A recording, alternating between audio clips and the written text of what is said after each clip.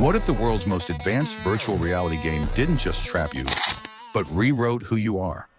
On launch night, a genius game developer logs into False Moon to uncover the truth behind his brother's mysterious disappearance. He enters with secret code, hidden items, and a plan to control the system from the inside. But seconds after choosing a forbidden class, he's betrayed, stabbed by unknown forces, and killed in a place where death isn't even supposed to exist. The logout button disappears, the system crashes, and when he wakes up, he's no longer human. He's a skeleton, inside a broken world ruled by an undead boss. This isn't just a game anymore. This is survival.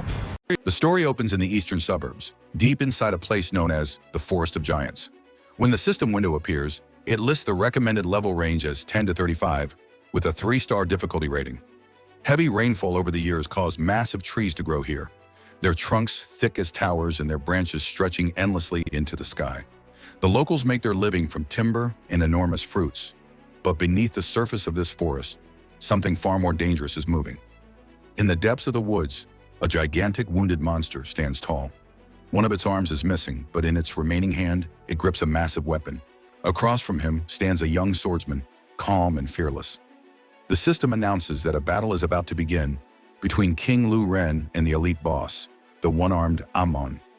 The monster roars and swings his weapon with terrifying force, declaring that Lu Ren must die. Lu Ren remains steady. He knows the creature is nearly exhausted, but so is he. There is no room for hesitation. When Amon slams his weapon into the ground using an instant kill technique, the earth splits apart. But Lu Ren moves with incredible speed, dodging at the last possible moment. The system confirms that he activates a fast movement skill, dodging at the last possible moment. The system confirms that he activates a fast movement skill, increasing his speed by 30% for 5 seconds. He leaps into the air and delivers a devastating strike to the monster's neck using a sword cleave skill. Smoke bursts around him as he chains his abilities together with flawless precision. Half a second before impact, he positions himself perfectly and finishes the combo. The system announces that the elite boss has been defeated. As a reward, Lu Ren receives a level 15 boss sword designed for swordsmen. It grants 100 strength points, 80 attack points, 12 critical hit points, and reduces the wear requirement by 5 levels. Although it slightly lowers attack speed, the weapon is extremely powerful for the first day of the server. Holding the blade high, Lu Ren smiles with confidence. With this weapon, he believes he can dominate every ranking list.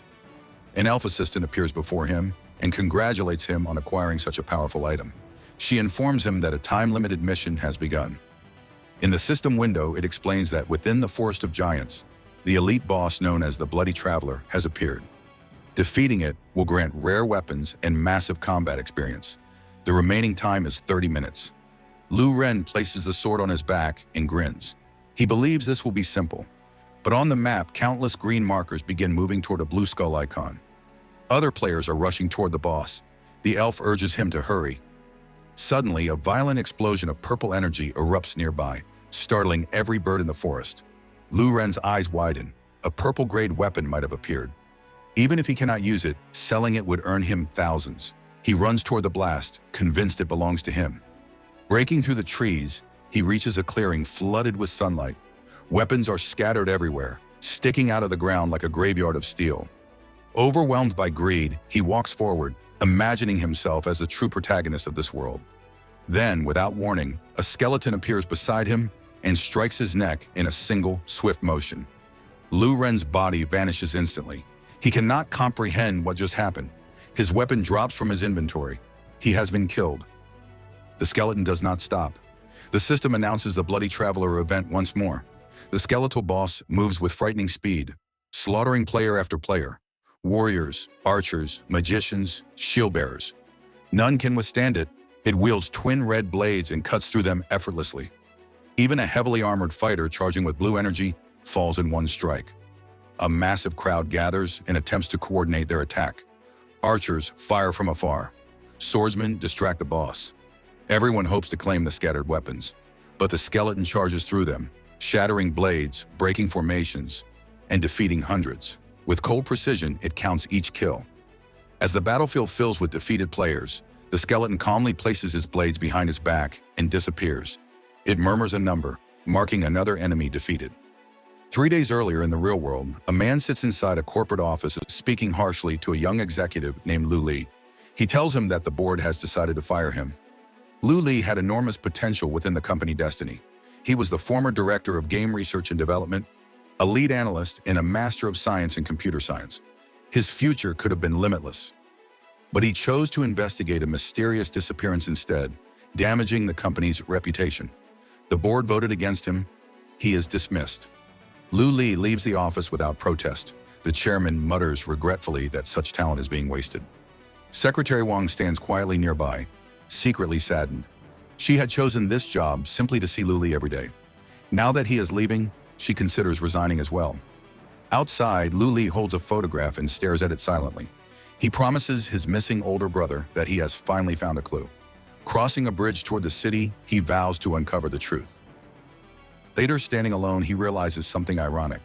He barely remembers where he lives. As a workaholic, he has only returned home once in 2 years. He struggles with directions and cannot even distinguish north from south. Meanwhile, in an apartment nearby, a furious girl shouts that she is breaking up with her boyfriend. She discovered that he saved 68 contacts in his phone under the same affectionate nickname. He desperately tries to explain, but she storms out in tears. The young man chases after her, running past Lu Li, pleading for her to listen. He insists that everything he said was true. And just like that, chaos unfolds in both worlds. The virtual battlefield filled with blood and ambition, and the real world tangled with betrayal, secrets, and unfinished promises. He says they are all very dear to him, and every single one of them holds a special place in his heart. He looks embarrassed when he notices Lu Li standing there, calling him brother. Lu Li calmly says he probably showed up at the wrong time, but his brother steps forward, places a hand on his shoulder, and assures him that it is never the wrong time. He always has time for him. Lu Li starts to mention something about the girl who just stormed out, but his brother quickly brushes it off, saying it is nothing serious. In 2 days, everything will be back to normal. He walks toward the table and casually asks if Lu Li is thirsty, offering to pour him something. As Lu Li sits down, he notices a piece of women's clothing on the sofa beside him. He quietly picks it up and reminds his brother, once again, to pay more attention to hygiene and to be a little more disciplined with his personal life.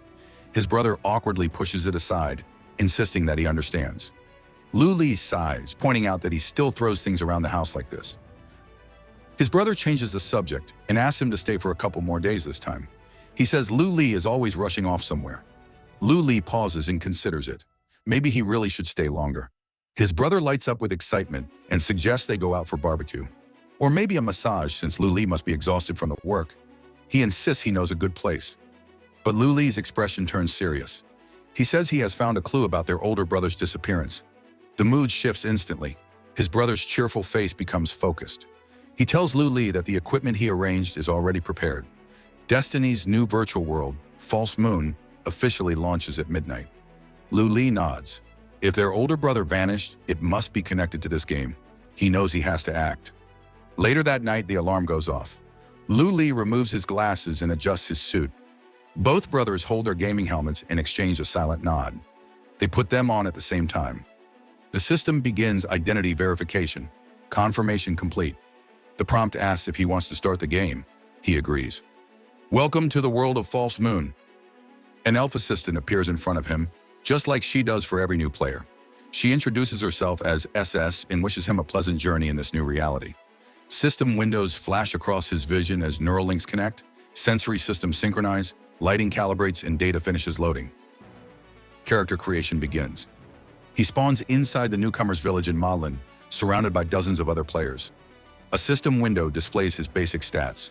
Level 1, no class selected, Strength 15, Intelligence 25, Agility 12, Endurance 14, Resistance 0, Charm 0. He is labeled an aspiring adventurer. Lu Li flexes his fingers, impressed by how realistic everything feels. The temperature, the air, even the humidity mimic real life almost perfectly. His brother runs toward him, waving energetically. Beside him is a girl named Amy, his new teammate. He suggests they form a party and complete beginner quests together. Lu Li waves them off politely. They can go ahead. His brother looks confused. Aren't beginner quests the same for everyone? Lu Li replies calmly that their paths are different. He steps aside and calls for SS. The elf appears instantly. He tells her to open a special redemption code window. A hidden interface appears. He enters a long password he once designed himself. The system confirms it is correct. 3 unread messages appear. SS looks confused and says she cannot recognize this type of alert. Lu Li explains that it is a third-party program he embedded into the base code. She panics, warning him that using plugins could permanently ban his account. He reassures her. The modifications are buried deep in the core framework. It would take at least 6 months for anyone to detect them manually. The first reward appears, a bracelet of omniscience. It is universal for all classes. It grants 5 additional points to every attribute and scales with his level. Every 10 levels, its quality improves, and it may unlock one of his professional skills at random. A powerful hidden effect. S admires the bracelet and asks why he wants to hide it. Lu Li says it is too noticeable. He prefers to remain discreet. The second item appears, a book of random achievements. Every 10 levels, it will generate a unique achievement quest based on his experiences, offering random rewards. Even the hidden attribute is unknown. Lu Li studies it and realizes that while he only programmed the base framework for powerful items, the rest is being generated by artificial intelligence. The third item appears, an invitation letter from Aura. His expression grows serious. This is the most important item. During the closed beta test, his older brother received the same invitation.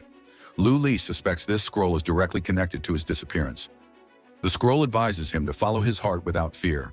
It promises power beyond limits. It warns that those who oppose him will fall. A system window asks if he wants to change his profession to Aura. If accepted, a new storyline will begin. Without hesitation, Lu Li accepts. Suddenly, intense pain explodes in his chest. It feels real, too real. He clutches his heart as the world around him dissolves. He is transported to a dark, unknown space where several skeletons dressed in black robes surround him. Each one holds a glowing red dagger. Before he can react, they stab him through the chest. The pain is overwhelming. He does not recognize this storyline.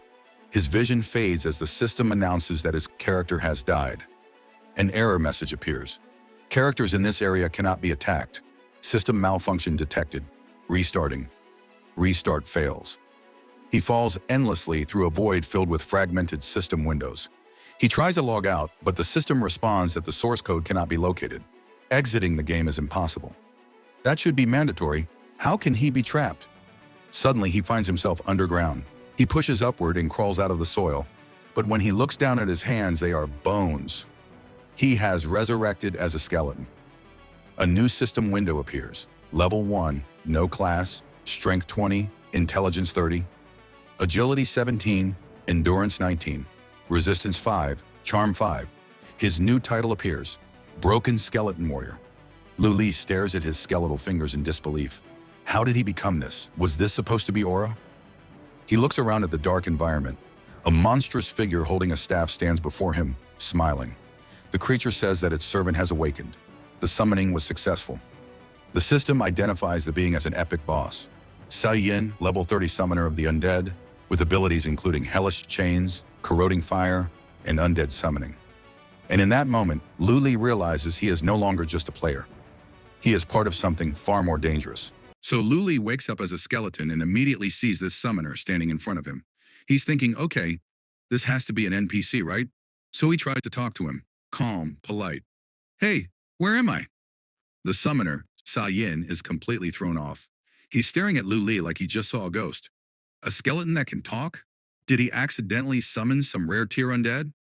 Lu Li figures the guy is useless and turns to leave. That's when Sa Yin gets offended. Why didn't the skeleton kneel? Why isn't it acting like a slave?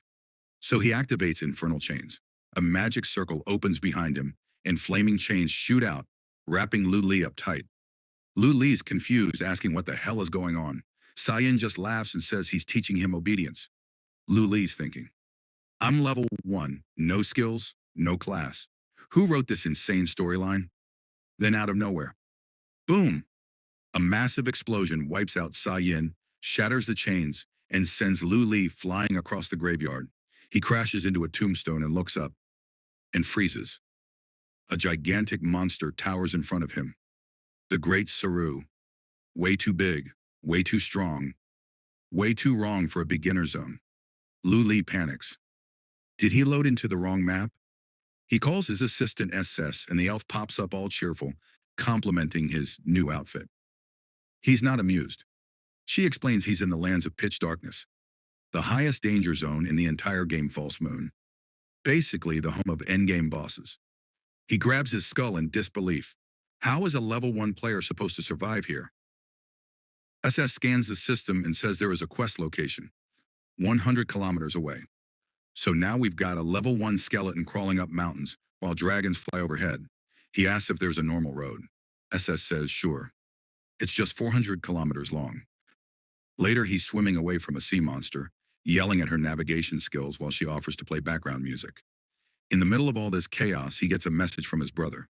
His brother proudly says he hit level 5 after killing 20 wild boars. Asks Lu Li what level he's at. Lu Li replies, level 1. His brother laughs, says that's not like him at all. Meanwhile, Lu Li is literally running for his life. Eventually, they reach an abandoned city. There's a 2-hour line at the main gate. Lu Li spots a side entrance with no line and heads straight for it. 2 giant monsters guard it. He politely asks if he can go in. They grin and say sure. He walks in thinking he got lucky. They burst out laughing behind him. Registration for the fun platform just closed. If he wins, he gets rich. If he loses, he gets tortured. He walks down a corridor and enters a massive arena filled with monsters. A well-dressed announcer points at him. The final contestant has arrived. His stats appear on the screen. Level 1. The entire arena loses it. The commentator, Quick Rabbit, explains the rules. Duel mode, last one standing wins. Levels will be adjusted to match the lowest participant, not below level 10. Skills restricted to level 10 standards. Killing is allowed if the opponent refuses to surrender. Winner gets 5,000 experience points and an epic weapon. Everyone drops to level 10. High-level monsters are furious. Most of their advanced skills are gone. Meanwhile, Lu Li gets temporarily boosted to level 10 and can choose a class. He remembers people always said he was built for assassin roles. So he picks Killer. Stats spike, strength and agility hit 60, intelligence 45. He's officially a level 10 killer. Still labeled as a broken skeleton warrior. Daggers appear in his hands. If it gets bad, he can surrender. Right? Then the special guests are introduced. On the left, Master Xiang Hui, head of the Northern Blood Moon Hall. Over half the organization's combat power comes from his students. If he notices you, your future changes. On the right, Master Wu, leader of the Eastern Blood Moon Hall, controls resources, incredibly powerful, extremely strict. She's only ever accepted one student. That student won 10 straight championships. His name? Hamiya, Lu Li's brother. And now in a monster-filled arena, as a skeleton assassin at level 10, Lu Li just found his first real lead. The arena's buzzing, but not in a good way. One monster almost shouts Master Wu's name, and another immediately shuts him up. Apparently you don't yell her name unless you're ready to die. Rumors spread fast in the stands. Someone once looked at her the wrong way and ended up dismembered. A guard supposedly lost his tongue just for shouting too loud. Lu Li hears the name Hamiya, his brother. That's the first real lead he's had since entering this nightmare. If Wu trained Hamiya, then she knows something. He needs to get closer to her. Unfortunately, she notices him staring, and she does not like it. She wonders how a level 1 skeleton has the nerve to look at her like that. Maybe she'll just let him die in the duel. Or maybe she'll deal with him herself later. The commentator, Quick Rabbit, cuts through the tension and kicks off the next round. First up, Bloodclaw, rising star of the Bloodline clan, a legendary wild lion bloodline. His claws are said to be indestructible. He steps into the arena. One move, one kill. His opponent doesn't even get a second chance. Next up is Bei, the zombie swordsman from the Great Sword Society. Fast, precise, ruthless. He slices through his match cleanly. Another easy win. Then comes a dual-blade devil named Ji from the wilderness. He handles his fight without much trouble. And then, Lu Li, the so-called cannon fodder. Quick is confused. No one even saw what happened. Somehow Lu Li's opponent is down, and he's advancing. The crowd's curious now. Semifinals begin. Lu Li faces Ji, the dual-blade devil. Ji looks at him almost kindly and tells him to surrender. Says he doesn't kill weaklings. Says Lu Li isn't worth the effort. Lu Li says nothing. just stands there. Meanwhile, somewhere else in the world, Lu Li's brother is bragging about clearing goblins and leveling up. He has no idea what kind of battlefield Lu Li is standing on. Back in the arena, Ji loses patience. He swings. The speed is insane. Even Quick struggles to follow it. But Lu Li dodges. Clean. The crowd murmurs. Ji attacks again. Stronger. Faster. Lu Li dodges again. Now the crowd starts mocking Ji. How can he not handle a level 1? Ji gets furious, jumps high, pours energy into both blades, and prepares his strongest strike. But Lu Li isn't guessing. He's calculating. Arm length, blade length, handle length, total reach, 2 meters. Keep the distance beyond that. Swing speed, half a second, acceleration around 160 kilometers per hour. Reaction time manageable. He shifts left 80 centimeters, ducks 60. Activates critical strike. Perfect timing. His daggers flash. Ji's attack misses. Lu Li's strike lands. Deep. Ji collapses. Bleeding out on the arena floor, stunned that he lost to someone he considered beneath him. Lu Li walks away without a word. Quick can barely process what happened. The cannon fodder just eliminated a semi-finalist through pure calculation. No flashy skills, no brute force, just precision. In the VIP seats, Xiang Hui admits the skeleton is interesting. Wu shrugs it off, says he's just using his brain. Nothing special. But she hasn't looked away from him. Now it's time for the championship match. Bloodclaw versus Bei. Bei enters with confidence. He knows he's outmatched in raw power, but he still believes in his sword. He activates a water-based instant strike technique and moves with incredible speed. Quick is shocked. The combo is at least 5 times faster than previous attacks. Bei closes the distance. His blade flashes toward Bloodclaw's neck. And then, Bloodclaw bites the sword, stops it with his teeth. The arena goes silent. He channels energy into both claws and unleashes a crushing double strike. Bei is finished in a single exchange. Bloodclaw stands over the corpse, calm, dominant, undefeated. And now the stage is set. The calculating skeleton versus the lion who bites steel. The fallen opponent lay motionless onto the arena floor. Blood soaked into the cracked stone as the victor stood over the corpse, studying it in silence. After a few seconds, a faint smile curved across his face. "So that was it?" he muttered. "I expected something stronger." He sighed, almost in disappointment. Behind him, Quick wrapped his partner in a tight embrace, shouting loudly that the opponent had actually been powerful. They had placed great expectations on Bai, yet he had collapsed after a single strike. In the stands, monstrous spectators roared in unison. Their chants shook the arena. "Bloody claw! Bloody claw!" At the center of the battlefield stood the lion warrior, arms stretched wide, basking in the praise like a king claiming his throne. Zhang Hui observed calmly. "This lion isn't bad," she said. "Pure bloodline. Solid foundation."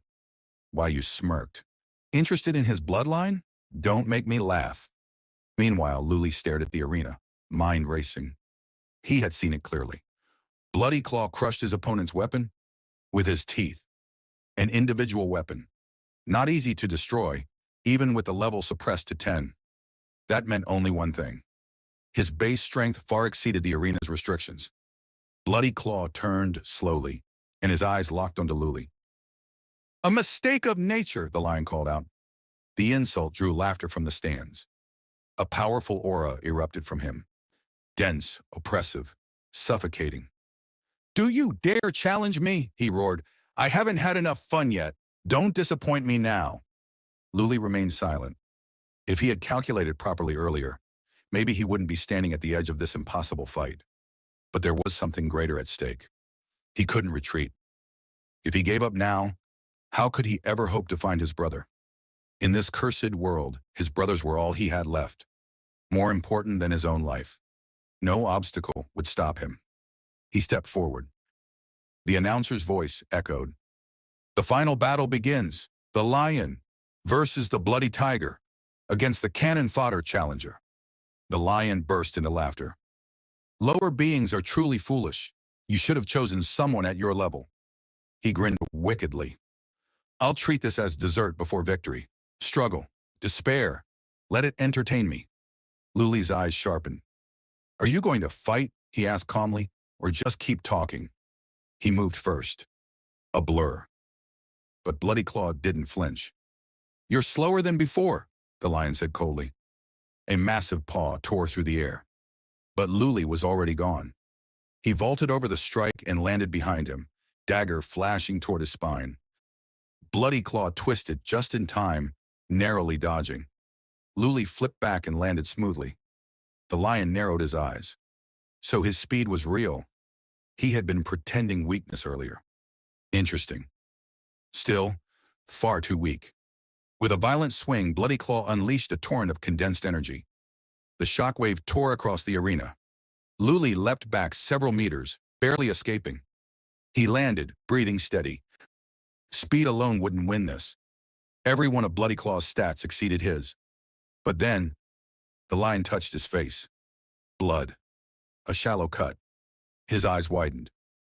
When did that happen? Humiliation burned hotter than pain. The leader of the younger generation. Wounded by trash? Rage exploded within him. System notification. Passive skill activated. Bloody battle. Critical strike chance increases by 20% for 5 seconds. His aura deepened. Darkened. "I'll give you the most disgraceful death imaginable," he growled.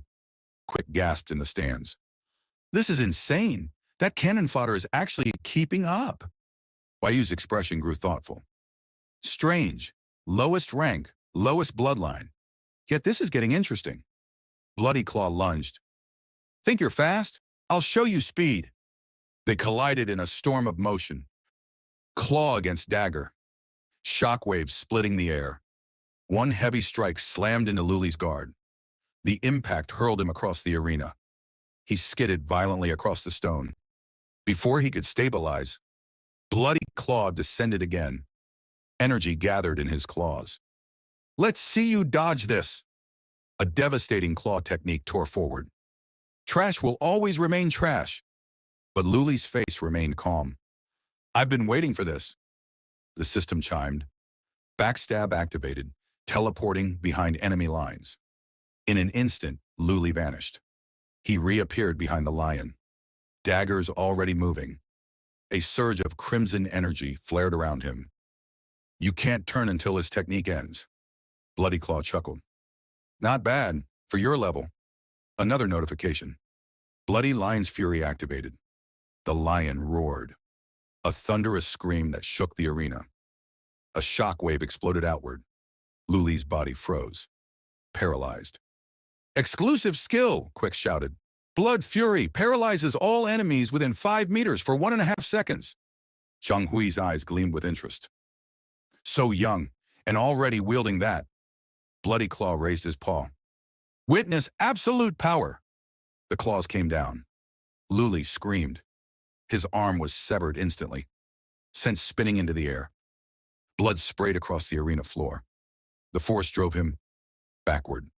His leg cracked under the impact. Bones shattered. He collapsed. Gasps rippled through the crowd. "It's over," Quick whispered. His only advantage was speed, and now, Bloody Claw approached slowly, laughing. "You look better from down here." He leaned closer. "Even if the match ends, I won't let you go. I'll play with you until you die." The crowd roared approval. "Maybe they'll remember you," the lion sneered, "for a day or two." Luli sat on the floor, breathing heavily. 3 steps away. "That's all." Bloody Claw stepped closer. "Should I break your bones one by one, or rip off your head and kick it like a ball?" He placed his foot on Luli's severed leg. "Say something. Beg." A faint light flickered in Luli's eyes. "Now." He moved. Suddenly, his body lunged forward on one leg. At the same time, the severed hand lying on the ground twitched, then moved, then threw a dagger. 2 blades flew toward the lion. Bloody Claw casually deflected the front dagger. "That's more like it. Entertain me." But Luli's body began to blur. He vanished mid-motion. Backstab activated again. He caught the dagger thrown by his severed hand mid-air and reappeared directly behind the lion. For the first time, Bloody Claw looked shocked. The dagger drove deep into his back. Blood spilled instantly, and the arena fell silent. The dagger sinks deep. Bloody Claw coughs violently. Blood spills from his mouth as confusion floods his eyes. What just happened? His body gives out. The once proud lion collapses face first onto the arena floor, crimson spreading beneath him. Behind him, balancing on a single leg, Luli remains standing, breathing heavily, unbroken. Wu stares in disbelief. Even Zhang Hui's composed expression cracks for a brief moment. The entire arena falls silent. No cheers, no chants, only shock. Quick blinks repeatedly. What was that? At that moment, his partner calmly removes his glasses, loosens his tie, and releases an overwhelming aura that presses against the crowd. How wonderful, he announces loudly. It has been far too long since I've witnessed such a masterfully executed kill. He steps forward dramatically. Allow the angry turtle to explain. He begins dissecting the battle piece by piece. From the very start, the so-called cannon fodder displayed his speed advantage. When the weak injured the strong, it wasn't luck. It was strategy.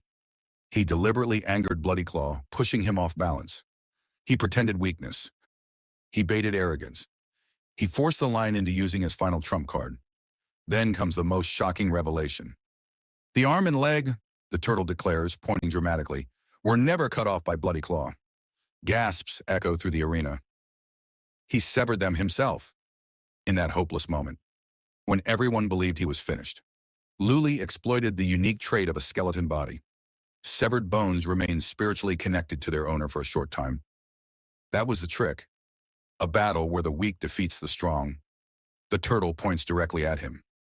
Did I analyze that correctly? His name is Luli, a new player. On the ground, Bloody Claw crawls backward, trembling. He begs. He doesn't want to die like this. Luli prepares to deliver the final strike, but suddenly, a violent surge of energy slams into him. Zhang Hui has entered the arena. With a single motion, he sends Luli flying away from the fallen lion.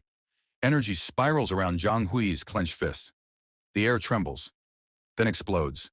Violent currents surround Luli's body, tearing him apart. His flesh disintegrates.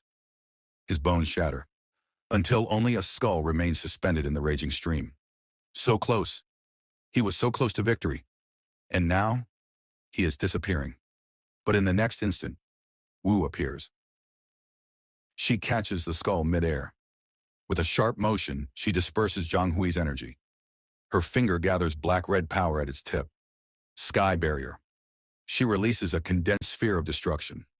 The spell detonates across part of the arena, annihilating everything in its path. Zhang Hui staggers slightly. Anger flashes across his face. Are you insane? Were you trying to kill him? He demands an explanation. Wu says nothing. Instead, she begins healing. Energy flows from her fingers into the skull. Bone regrows. Structure reforms. Flesh returns. Within moments, Luli's body is fully restored. She presses her hand gently against the skull. From now on, you belong to me. Energy pours into him once more. His bones not only recover, they strengthen. Denser, sharper, stronger than before. Wu turns toward the commentators, black-red energy dancing on her fingertip. Where are the rabbit and turtle? If you don't announce the result, I'll tear off your limbs. The turtle quickly pops out of his shell. We're here! We're here! Quick hides behind him. The announcement rings out. A persecuted hero who dared to devour the sun. A new rising star has appeared. We congratulate the champion of the Fungan competition. System notifications flood Luli's vision. 5,000 experience points acquired. New skill learned. Dark step. Agility increased by 20%. Status window appears. Level 15. Assassin class. Strength, 75. Intelligence, 62. Agility, symbiotes. Endurance, 37. Resistance, 15. Charm, 10. Achievements unlocked. Fungan winner. Broken skeleton warrior. Reward granted. Level 15 weapon. Bleeding blade with spikes. 2 daggers materialize in his hands. Attack 80. Additional damage 20. Attack speed 15. 10% of inflicted damage converts into his own blood. The turtle nods approvingly. A fine attribute. Quick grins. Perfect for endurance battles. Wu turns sharply. Healed. Reward received. We begin Fun Yuni immediately. Luli frowns. What's that? Quick explains. Fungan has 2 stages. First, the arena. Second, the hunt. The system window updates. The champion will enter the game world for a limited time. Objective, hunt players. Kill to gain experience and contribution points. Points may be used for transactions, skills, weapons, and movement.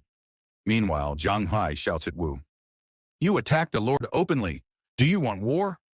Wu snaps back. He wastes resources. He interferes. If he continues, his salary and rations will be cut. Weapons revoked. Their argument escalates dangerously. Luli doesn't wait. He runs. If they start fighting, half the city will be destroyed, Quick mutters while following. Wu glares at Luli as he retreats. Don't disgrace me. Don't even think about returning unless you've killed at least 1,000 people. A portal opens. Luli jumps through. System notification. Item activated. Book of random achievements. Master level detected above 10. Random task generated. Operation codename. Bloody Traveler. Teleportation successful. He lands in a forest. He stares at the book. He had nearly forgotten about it. New quest.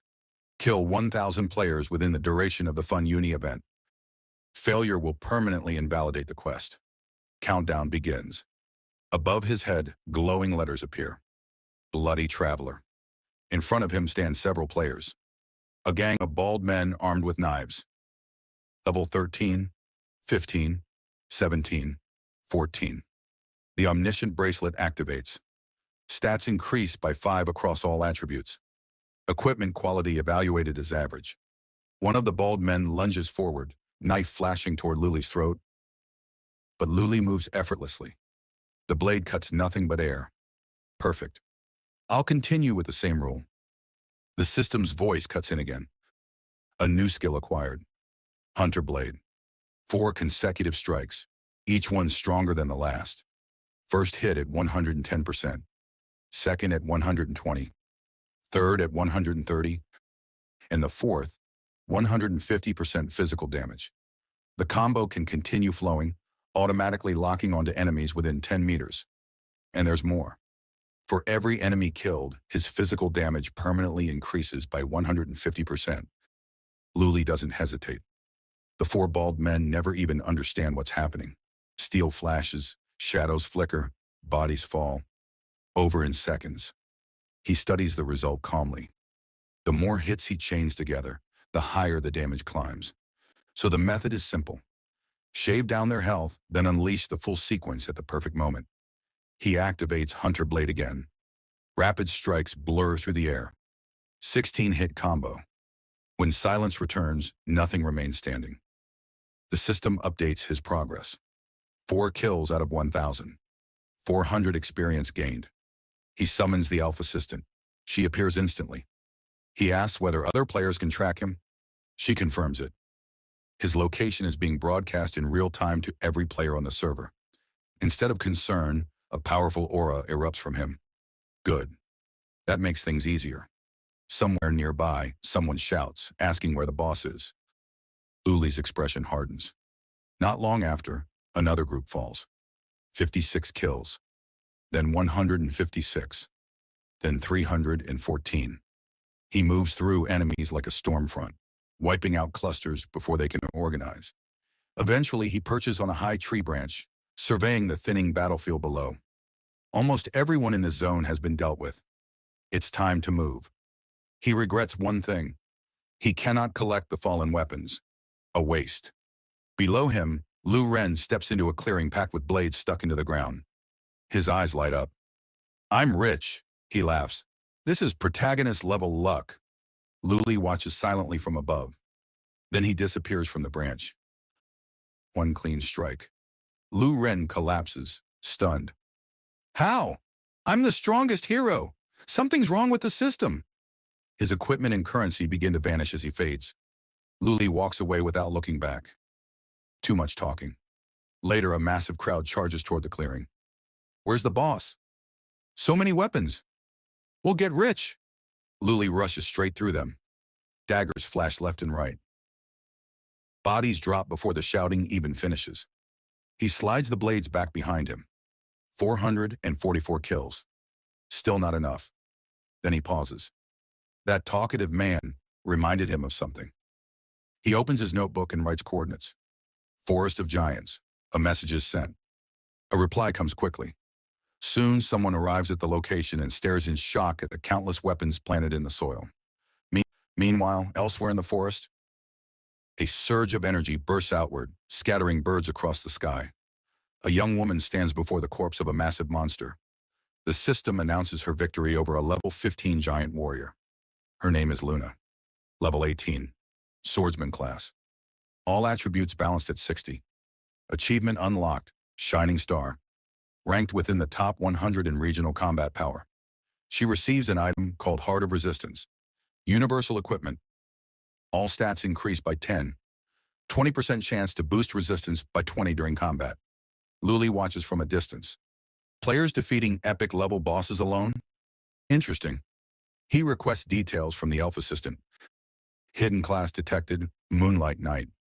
Hybrid of physical and magical attacks. Exceptional endurance. Luna senses something. She feels eyes on her. Several men approach. One smirks at the epic level item she holds. Maybe let us borrow it, just to try. She remains calm. Are you here to fight for it? They pretend to laugh it off. Two step forward anyway. She draws her sword. Star strike. A flash of magic-infused steel. Both men fall instantly.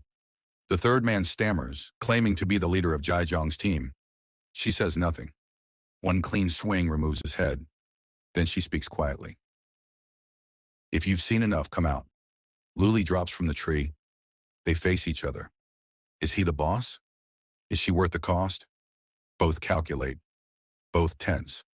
They rush forward. But before blades meet, reinforcements flood the forest. Members of the Zhang gang arrive, shouting about revenge.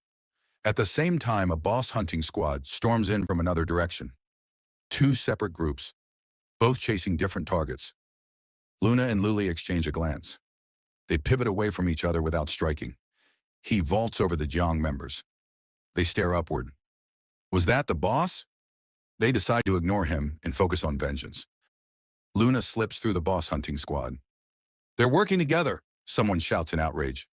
Within seconds, the two armed groups collide. Shoulder to shoulder. Blades raised. Shouting escalates into chaos. You stepped on me! Move! Don't touch me!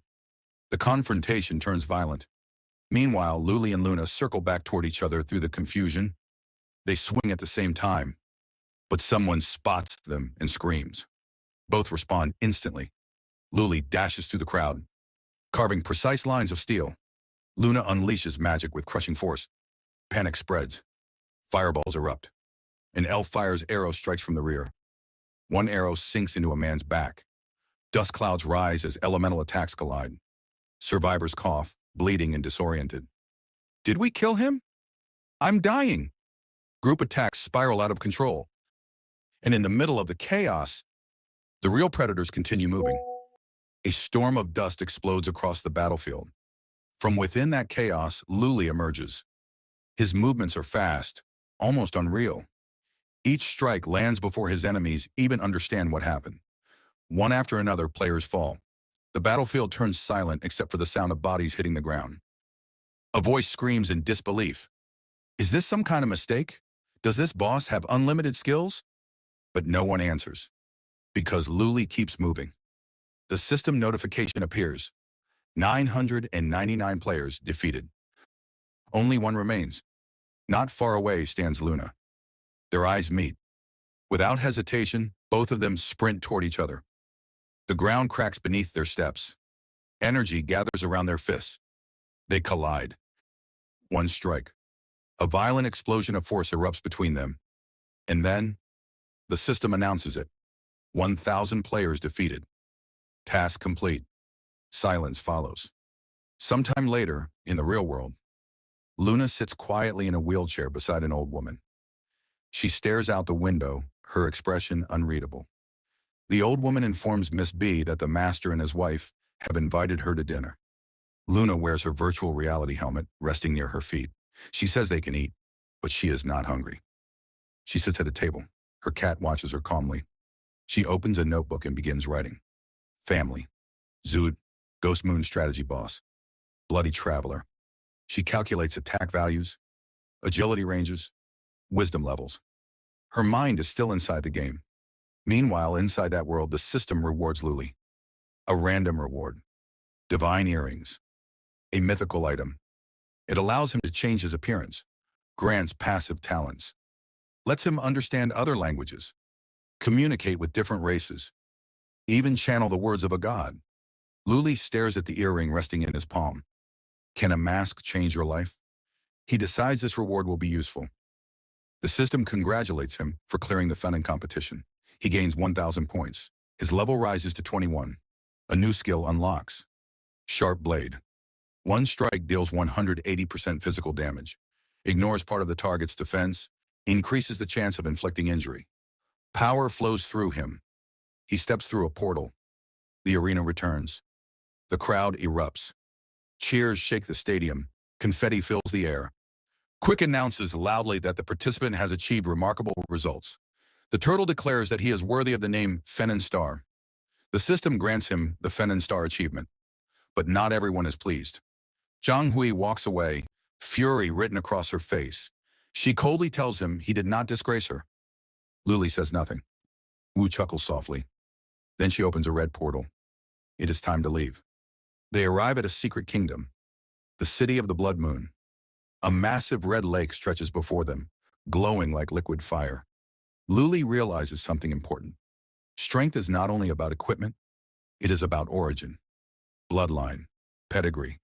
Wu explains that his lineage is too low. She brought him here to change that. This is her hidden world, the secret lake of blood. She tells him to choose a place and begin. Everything now depends on his luck. Elsewhere in the Temple of the Northern Moon, rage explodes. Zhang Hui smashes a bottle of red liquid onto the floor. He swears he is not finished with Wu. If not for the Bloodline clan, he would not have been humiliated. A quiet advisor whispers something into his ear. A plan. Zhang Hui smiles slowly. Back at the lake, Luli stands in the center of the blood-red water. He begins absorbing the energy. Wu watches from the shore, surprised by how quickly he absorbs it. His potential is greater than she expected. Then she senses something. A messenger from the Black Death Guard arrives with an order from the city lord. She must return immediately. Disobedience means execution. Annoyed, she warns Luli that rockfalls sometimes happen here. She leaves. The messenger glances back at Luli and smiles. Moments later, armed figures emerge. The Shadow Force. They surround Luli while he remains inside a swirling sphere of red energy. Their leader signals the attack. They strike. Blades crash into the energy sphere. The red orb explodes outward. Silence. Then, Luli steps forward. His body has changed. A horn rises from his forehead. Red energy coils around him like living flames. Before the assassins can react, two of them lose their heads. The leader shouts that the intelligence was wrong. They must attack together. They charge. Weapons clash. Luli moves like a shadow. Several attackers suddenly find holes in their chests. He holds their torn hearts in his hands. The leader of the Shadow Squad screams and unleashes Shadow Blade, striking rapidly. Luli dodges everything. The leader channels all his energy into one final swing. He declares he will kill him. Luli smiles. A quiet, almost amused chuckle escapes him. The next moment, the leader jumps back. One arm missing. Blood pouring down. Luli has not even moved from his spot. The leader realizes the truth. The data was wrong. This opponent is far stronger than anyone imagined. And the hunt is no longer theirs. It is his. The pain burns through him like fire under his skin. Even with one arm gone, even with blood pouring down his body, the leader of the Shadow Squad refuses to fall. His vision blurs, but his hatred keeps him standing. He remembers the words spoken not long ago. They are the pride of Master Yang Hui. They are the will of the Northern Moon Temple. They carry the glory of the Blood Moon. Failure is not an option. With a furious scream, he activates a forbidden technique. He calls his remaining men to his side. His voice cracks, but his command is absolute. If they must die, they will die together. One by one, the members of the Shadow Squad drive their own weapons into their bodies. Blood spills into the Crimson Lake. They chant that the glory of the blood moon is with them. The energy pouring out of their bodies gathers, compresses, and flows directly into their leader. His body begins to tremble as the power floods him. He walks toward Luli slowly, each step crushing the ground beneath his feet. The air around him vibrates. He declares that Luli must die. But Luli does not move. He simply watches. The leader raises his weapon, now overflowing with terrifying energy, and swings down with everything he has. Luli rushes forward. Halfway through his movement, something strange happens. His body flickers. For a brief moment, half of him transforms back into a skeletal form.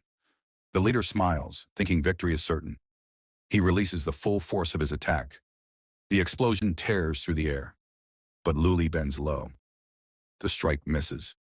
In the same instant, he steps inside the leader's guard and drives his dagger cleanly across the man's neck. There is a flash of red. The leader's head separates from his body and flies through the air. The gathered energy disperses like smoke. As his consciousness fades, he wonders what just happened. From a distance, someone has been watching. Wu steps forward and begins to clap slowly. She smiles faintly and says it was not bad. It seems the Fenin competition truly changed him. Luli turns toward her and asks directly if those assassins were Zhang Hui's people. Wu confirms it without hesitation. They intended to kill him and take her away. Luli asks where they were planning to send her. Wu glances toward the distant city, where the consequences of her own actions are already unfolding. She says she already sent them somewhere. He steps closer. Did she lure them out on purpose? Was this another test? Wu ignores the question. Her gaze lowers and a subtle smile appears. Luli realizes something and immediately covers himself in embarrassment. Her expression darkens. She demands to know why he is hiding. She tells him to remove his hands. She says she is satisfied with him and will grant any wish he asks for. Luli grows serious. There is only one thing he wants to know. He speaks a name. Hanukkah. Wu closes her eyes and takes a slow breath. She tells him that Hanukkah left long ago. Perhaps he is already dead. The wind blows dust between them. Luli's hand clenches tightly. He asks what happened. Wu studies him carefully. She notices the anger in his grip. She feels a faint trace of pity. But before she answers, she reveals something else. From the moment he heard Han Yixia's name during the competition, he started watching her more closely. He acted thoughtfully, showed his best side, all to get closer. Not for ambition, not for power, for information. Luli finally admits the truth. Hanukkah is his older brother. Family. And his mind drifts back to childhood. An orphanage. Laughter filled with cruelty. A pink rabbit toy held by a bully. A smaller boy begging for it back because his mother gave it to him. Luli, bruised and beaten, stands in front of the smaller boy to protect him. The bully laughs and tears the rabbit apart. Says everything there belongs to him. Says they are nothing but trash. Luli pulls out a sharp pen, ready to fight. Then suddenly, a figure jumps in from behind. A broom swings down hard onto the bully's head. The stranger fights fiercely, driving the three tormentors away. They run off crying for their mother. The stranger picks up the broken pink rabbit and turns around with a smile. The smaller boy looks at him with shining eyes and calls him cool. Luli asks who he is. The boy smiles and says his name is Hanukkah. From now on, he will protect them. No one will bully them again. Back in the present, Luli says that Hanukkah is the closest person to him. More than a brother. Like his entire world. Wu falls silent. She remembers her own memory. Hanukkah standing before her respectfully, calling her master. Asking for a simple weapon because he has two younger brothers. An older brother should always give his best to their younger ones. Wu softly says one word. Purgatory. Luli does not understand. She explains. Han Yixia once defeated the Golden Knight, won 10 matches in a row, became a legend. But after his 10th victory, he entered the Fungon battlefield again, and never returned. The battle ended hours later, but he did not log out. Wu searched for him for a long time. The last place he was seen was purgatory. Luli asks why she did not go after him. Wu answers immediately. That world is blocked by an unknown force. Even she cannot teleport there. Luli lowers his gaze and calls out to his assistant. The elf appears instantly. He orders her to search for information about the purgatory. She tries. An error appears. Request rejected. He tells her to access the database manually. Wu watches him, confused, wondering if he is speaking to himself. Luli stares at the system window in front of him. He must calm down. He enters his password. The system grants access. Binary code floods the space around him like a storm of data. An endless digital ocean. The system tells him he needs the purgatory code. Before he can react, a warning appears. Illegal intrusion detected. Closure protocol activated. He commands the system to open the original code. The red windows remain. They do not disappear. He realizes something terrifying. The original code is being rewritten. The system begins forced expulsion. The digital space collapses around him. Everything fades. Wu tells him calmly that this is all she knows. If he does not believe her, he can search for Haneke himself. Luli looks at her steadily. If he goes there, he might finally learn the truth. He asks one final question. How can he reach that world? The elf suddenly brightens and says she knows how to return to the game world. Wu mentions something else. The fun platform? There is a time limit. Haneke entered the Bloody Lake twice and never returned. Now Luli is thinking about doing the same. Silence stretches between them. And for the first time, the path ahead feels darker than anything he has faced before. The elf hovers closer and says quietly that she knows a way back to the player's world. Luli freezes. Back? He asks how. Without answering directly, the elf turns and flies away, telling him to follow her. Wu steps in front of him. Where are you going? Luli looks at her calmly and says there is a path that can lead him into the player's world. The same world she always refers to. Wu tilts her head slightly. The world of players?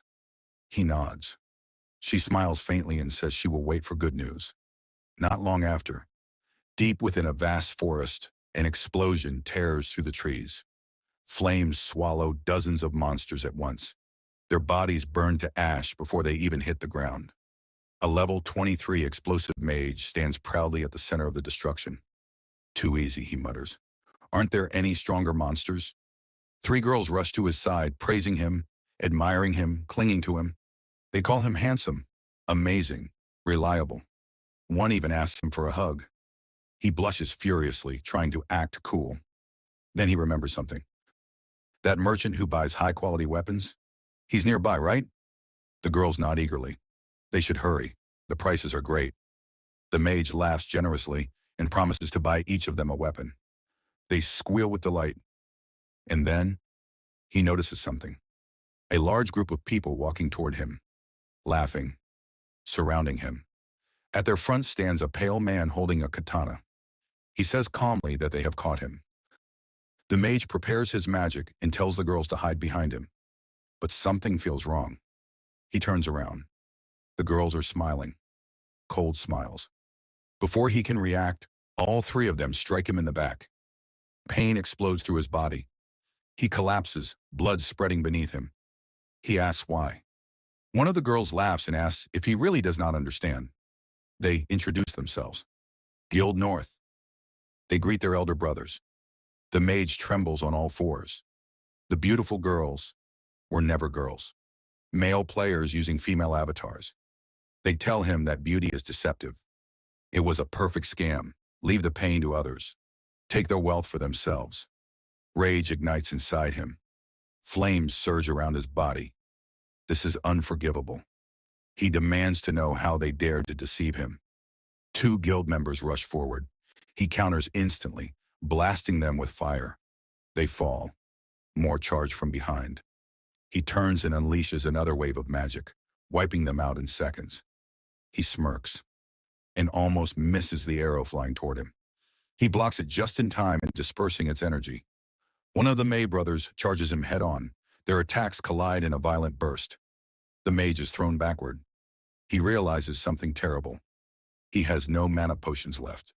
The guild members mock him. One shows 99 restoration potions. Another demands he hand over the boss equipment.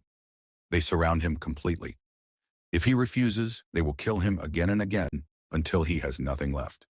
The mage closes his eyes, takes a deep breath, and raises both middle fingers.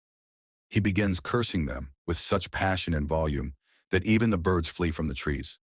The guild leader loses his patience and charges at him with his sword. The mage stands still. Sadness fills his eyes. He apologizes silently to his brother for being foolish, for being scammed. The guild leader swings, but a red silhouette flashes across the battlefield. In a single strike, the leader is cut down.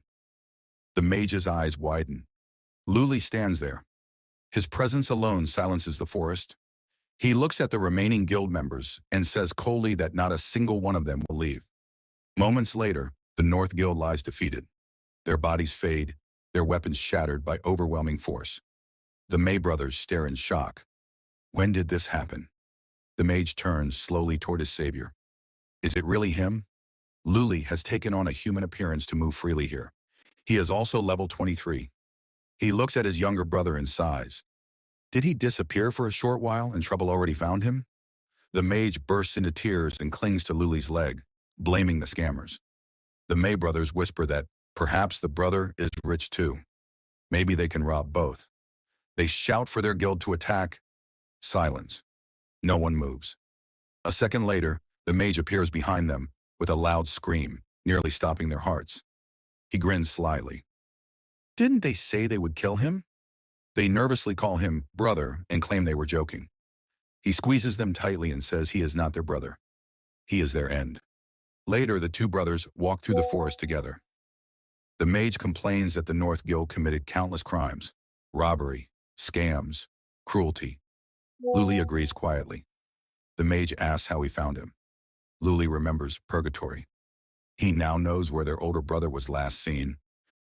The mage nods firmly. Now they have a goal.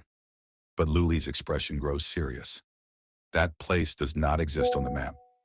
It is likely a high-level forbidden zone, far beyond their current strength. So what should they do? First, Luli says they need better equipment. They head toward the nearest town. The mage swears he will never believe in online romance again. He cannot believe those girls were men.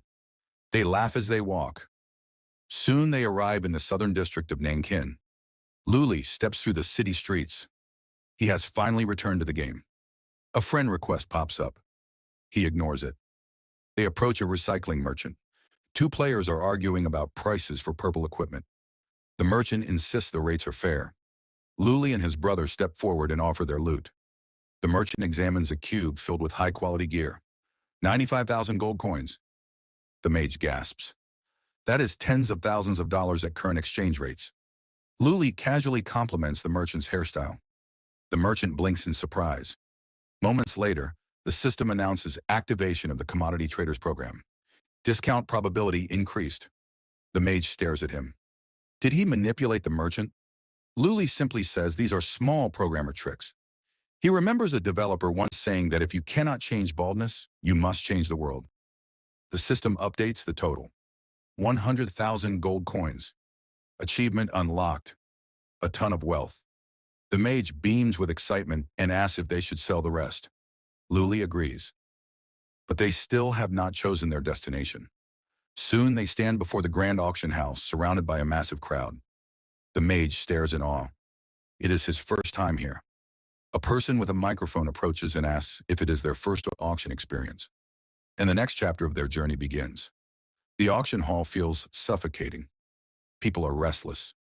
Voices rise from every corner, complaining that everything is moving too slowly.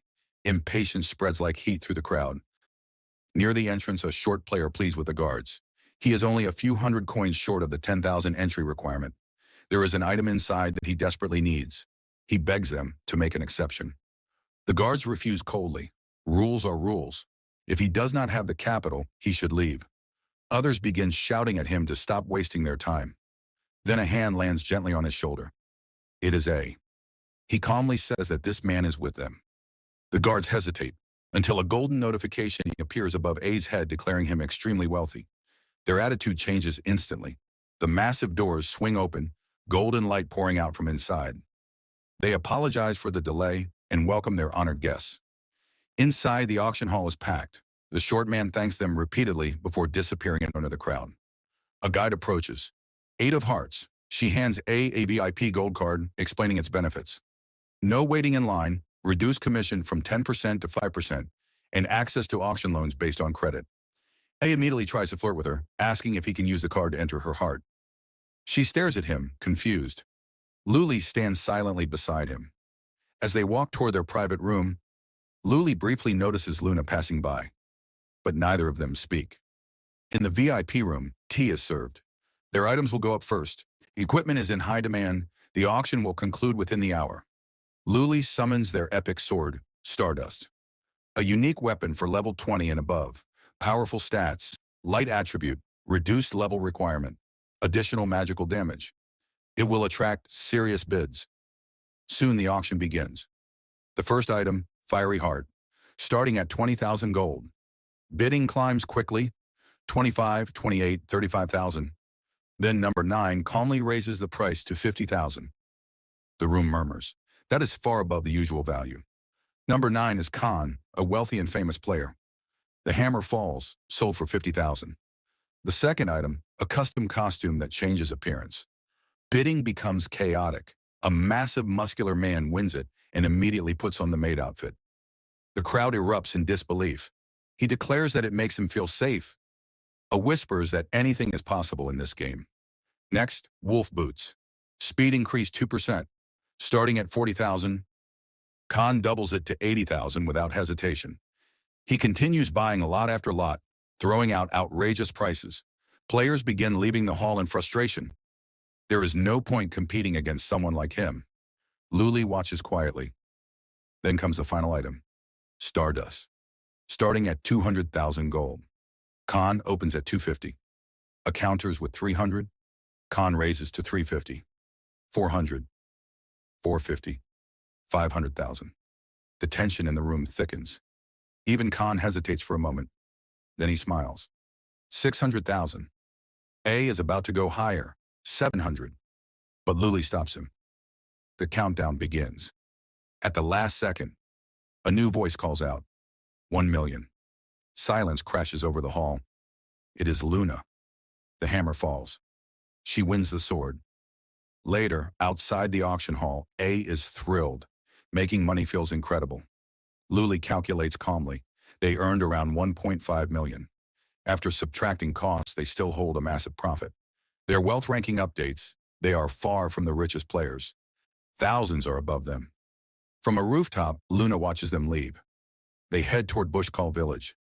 A talks non-stop about barbecue plans. Luli remains quiet. Suddenly he stops. He says he knows someone is following them. Luna steps forward. A assumes she wants revenge for losing the sword earlier. She denies it. The weapon was originally hers, lost when Luli defeated her in skeletal form. When she learns that Luli killed the boss who held it, she is stunned. Then she surprises them again. She asks Luli to teach her. Luli refuses without hesitation. They continue toward the village. Luli explains the mission. Bushcall Village is under monster siege. A little girl with the body of divine light must be escorted safely to the Temple of Divine Light. That is the core objective. Simple escort mission. At least, that is how it should be. They arrive. A rushes ahead dramatically, warning villagers about monsters. The women scream, at him. There are no monsters. He awkwardly explains he is here on a mission. Suddenly, the villagers react differently. They call him a legendary warrior. Children gather around him in awe. The village headman bows deeply. The crowd cheers. A banquet is announced in their honor. A whispers to Luli that this feels different from what he described. Luli suspects the storyline has been adjusted, but the key objective must remain unchanged. The banquet begins. Tables overflow with food. One villager offers them a plate filled with strange eyeball-like meat, smiling strangely while eating one himself. Luli stops A from tasting it. Something feels wrong. They search the tavern carefully. Then they see her. A little girl sitting quietly, holding an apple. Luli approaches and gently places his hand on her shoulder. He asks if she wants to go to the Temple of Divine Light. Her eyes shine with hope. The system confirms the mission activation. And then, the moon turns red. The entire atmosphere shifts. Villagers rise from their seats. Their eyes glow crimson. They begin walking toward the brothers. One villager's eyes bulge unnaturally, veins tightening as his body trembles violently. The celebration was never real. The village was never safe. And the mission was never going to be simple. The villager slowly rises from the floor. His body swells grotesquely, muscles stretching and twisting until he looks nothing like a human anymore. With a single downward strike, he smashes the banquet table into splinters. Then he attacks. The other villagers follow. Luli and A react instantly. The girl is still between them when the first monster lunges forward. Luli draws his dagger and cuts the attacker down in one clean strike. A forms a fireball and hurls it into another charging villager.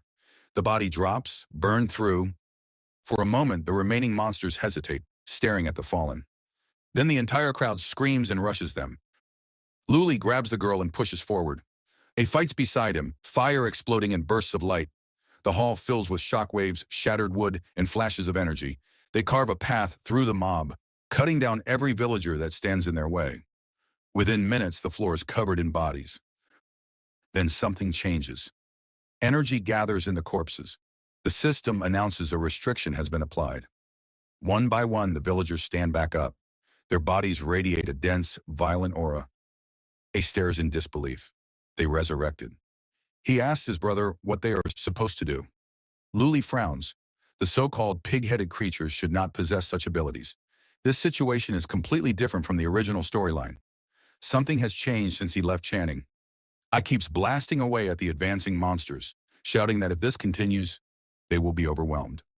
Luli makes a decision. They retreat. He crashes through a window, holding the girl tight. A follows. The monsters claw at the opening, but fail to grab them. The brothers sprint down a narrow street and slip into a nearby house, locking the door behind them. Outside, the monsters continue searching, unaware of where they hid. They stand silently at the entrance, catching their breath. They do not notice the white-haired man walking along the second floor above them. Exhales, about to speak. A hand suddenly covers his mouth. Luna. She signals for silence and whispers that the monsters are still close. They move upstairs. From the upper window, the red moon hangs heavy in the sky. A sits on the floor and asks if she is here on a mission too. He thought she had been following them again. She explains she arrived before them. The moment she entered the village, something felt wrong. She decided to wait until nightfall before investigating further. Just as she was about to act, they barged in. Silence settles over the room. Luli admits she is right. Everything about this village is strange. He asks her to explain everything she knows. The girl lowers her head nervously. Luna kneels beside her and gently reassures her. They are here to protect her. The girl removes her pig mask. He stares in shock. It was a mask. She explains that her village used to be peaceful. Outside, pig-headed monsters with human bodies roamed the fields, but they only imitated villagers from a distance. Over time, everyone grew careless. Then the Knights of the Holy Light arrived. Their leader, Lord Greg, was powerful and kind. During a sacred prayer, something changed within her. Her body burned with light. Greg told her she had awakened the Holy Light body and could join their order. Her village would be protected. But before their celebration ended, monsters attacked. They were endless. Greg fought desperately, but was killed. She froze in terror, unable to scream or run. She cried until she had no tears left. Eventually, she put on a mask and pretended to be one of them, waiting for a chance to escape. She believes their arrival is fate. Ace smiles confidently and promises they will solve this. She brightens at his words. None of them notice the enormous eye watching through the window. Suddenly, the wall explodes inward. A massive creature tears open the building and grabs the girl. It announces she has been caught. The monster lifts her toward its mouth. Mutters that it is enormous. Luli states calmly that if she dies, the mission fails. They attack together. Magic and energy crash into the creature, but it blocks with its arm. The monster swings back, smashing them into another structure. It glances at its injured hand and comments on the power of a warrior lord. It leaps onto a rooftop, casting twin magic circles. Dozens of flaming meteors rain down, forcing the monster to defend itself again. Furious, it counters, nearly crushing A with a devastating blow. Luli moves. He teleports onto the creature's fist using backstab and explosive blade. His dagger strikes again and again, carving deep wounds. He balances on the giant's hand and reaches for the girl. A suddenly shouts a warning. Green energy spreads across the monster's arm, healing the damage. Smaller humanoid monsters emerge from its flesh and rush Luli. Before they can reach him, Luna cuts them down with Starlight Break. She tells him to save the girl quickly. Then the monster's arm shifts. Its massive hand dissolves into a swarm of smaller creatures. One of them seizes the girl and escapes into the mass. Luli stares at the shifting horde and mutters that this is absurd. Luna lands beside him and says something important. Defeating the boss might not be the true objective of this mission. Luli and Luna land beside A on the rooftop. Luna speaks quickly and clearly. Killing the boss is not the priority. The mission's core is the girl. As long as she survives, they still have a chance. No more hesitation. Luli and Luna sprint across the rooftops after the monster carrying her. A stays behind, breathing slowly, restoring mana.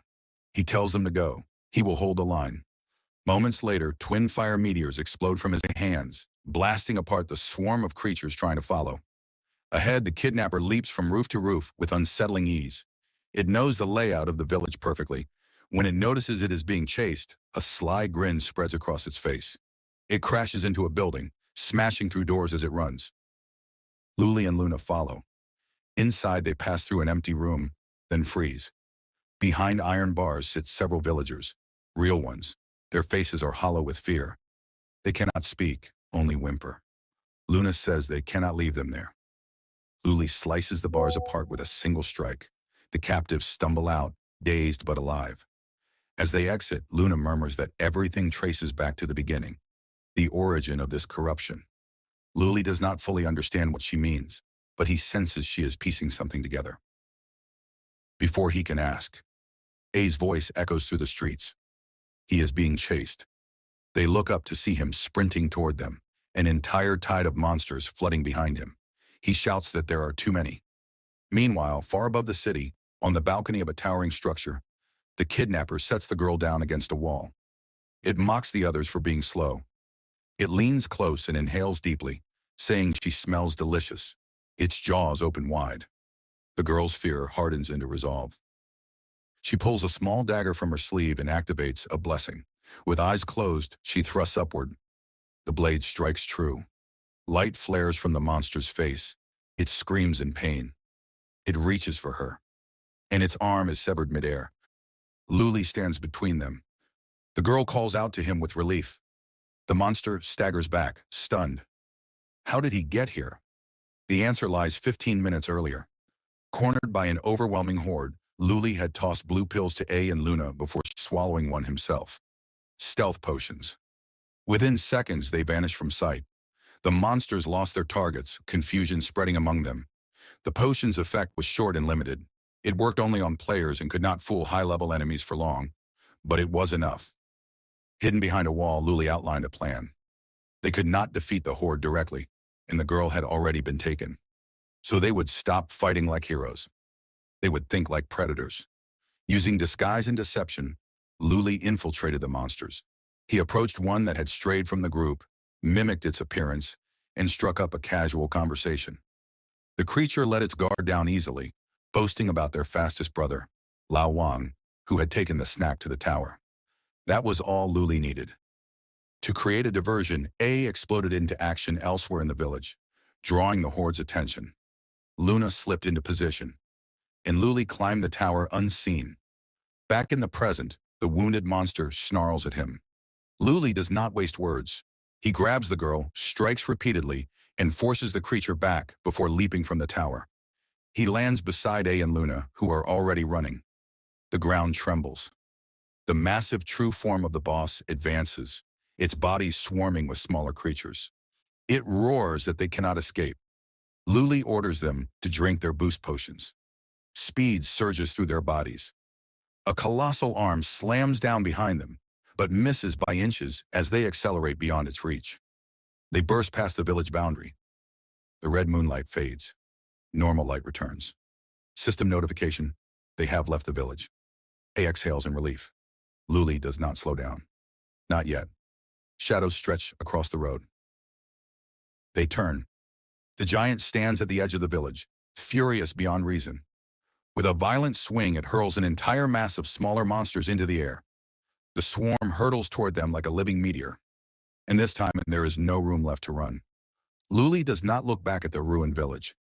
"Don't stop," he says. They run. Behind them, a rain of furious monsters crashes to the ground. The chase becomes chaos, snarling creatures, pounding footsteps, claws scraping stone. Then something surreal happens. Ahead of them, a glowing trail of gold coins appears on the ground, just like in a game. No time to question it. They follow the path instinctively. Luna leaps forward, crushing a monster's head beneath her heel before flipping ahead. Luli scoops up coins while keeping pace with the girl. It dashes across a fallen log, barely avoiding spikes that snap upward from the earth. Luna slides under low obstacles, then vaults onto a long-legged bird marked by a floating red arrow. The others scramble after her. A monster releases a piercing scream. The giant bird startles, glancing wildly around, then bolts forward at incredible speed. The pursuing horde quickly fades into the distance. After what feels like forever, they reach a safer stretch of forest. The girl hops off the bird and waves gratefully as it runs away. She cheerfully calls it a duck. It stares at her in disbelief. They continue walking through a peaceful forest dotted with lakes and distant mountains.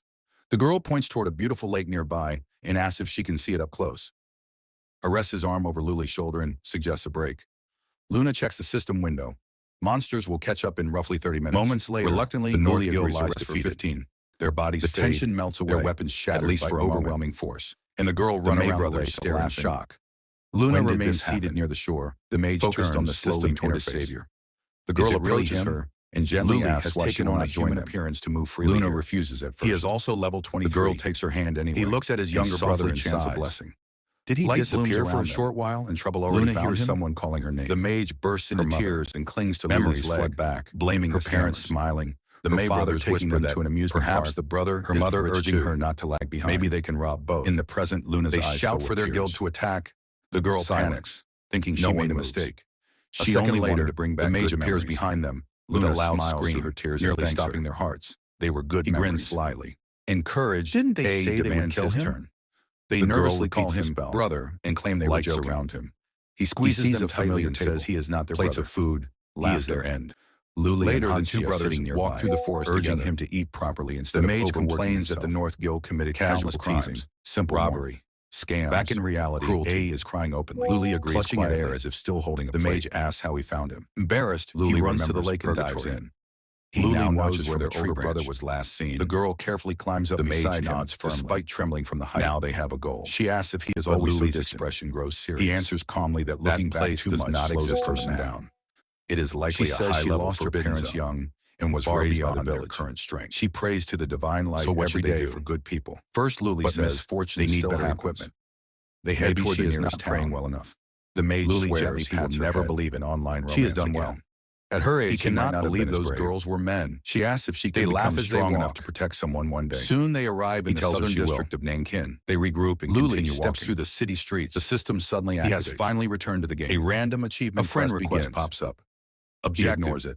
Escort the girl safely to the Society of Divine Light. Two players are arguing about prices for purple equipment. Failure conditions. The merchant, if she is intercepted, fair, or if the pig king and his brother step forward and